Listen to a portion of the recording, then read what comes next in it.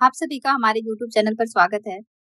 तो सबसे पहले आज हम ये समझ लेते हैं कि हमारी टॉपिक की रेफरेंसेस क्या है, उनकी रेंज क्या है, यानी हम किन संदर्भों में बात करेंगे, इनके सोर्सेस को लेकर बात करेंगे। तो हमारा जो सबसे पहला सोर्स है, वो है संविधान। हमारे संविधान में कुछ ऐसे प्रावधान हैं जो इस चुनाव के बारे में कुछ बताते हैं। आप जानते हैं कि संविधान में बहुत सारे पार्ट हैं, तो उसका जो एक पार्ट है वो है पार्ट 5। तो पार्ट 5 बताता है यूनियन के बारे में, यूनियन यानी कि संघ। इस भाग में आर्टिकल 52 से लेकर 151 तक शामिल है। इस भाग के कई सारे चैप्टर हैं, तो इनमें से जो पहला चैप्टर है वो है एग्जीक्यूटिव। इसके अंदर आर्टिकल 52 से लेकर 78 तक डिफाइंड है। इस एग्जीक्यूटिव के हिस्से में कुछ सब चैप्टर्स हैं।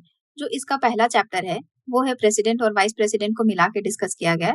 तो लगभग आर्टिकल्स 52 से 73, तो लगभग आर्टिकल 52 से 73 का ये जो हिस्सा है वो प्रेसिडेंट के सारे एस्पेक्ट्स के बारे में डिटेल में बात करता है। तो इसके अंदर क्या क्या प्रोविजंस है वो हम देखते हैं। आर्टिकल 54 ये इलेक्शन ऑफ प्रेसिडेंट के बारे में बात करता है। अगर आपको ये समझना है कि प्रेसिडेंट इलेक्शन की प्रोसेस क्या है, बेसिकली आपको आर्टिकल 55 समझना पड़ेगा। अगर हमें उनके टर्म को समझना है तो आर्टिकल 56। अगर आपको ये समझना है कि भारत का राष्ट्रपति कितनी बार चुनाव लड़ सकता है, तो उसका रिलेशन आर्टिकल 57 से है। आर्टिकल 58 क्वालिफिकेशन के बारे में समझने के लिए हमें देखना पड़ेगा आर्टिकल 58। आर्टिकल 62 इसका डायरेक्ट रिलेशन इलेक्शंस के साथ नहीं है, ये कुछ और एस्पेक्ट्स के बारे में बताता है कि टर्म कितनी है, यानी कि राष्ट्रपति का चुनाव कब तक हो जाना चाहिए। और हर इलेक्शन में कुछ ना कुछ डिस्प्यूट होते हैं, लेकिन अगर इलेक्शन में कुछ डिस्प्यूट्स हो गए तो उसे अंडर आर्टिकल 71 डील किया जाता है। सुप्रीम कोर्ट ने आर्टिकल 62 और 71 के साथ साथ पढ़ा तो यही निष्कर्ष निकाला कि राष्ट्रपति चुनाव रुकेगा नहीं।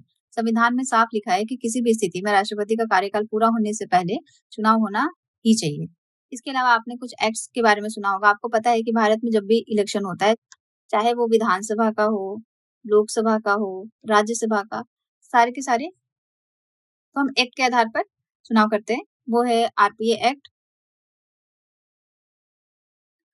लेकिन लेकिन लोकसभा, राज्यसभा, विधानसभा, विधान परिषद इन चुनावों से अलग करने के लिए संसद ने क्या किया, आर्टिकल 71 के अंदर पार्लियामेंट के पास पावर है कि वो इलेक्शंस के लिए रूल्स बनाकर उन्हें पारित कर सकती है।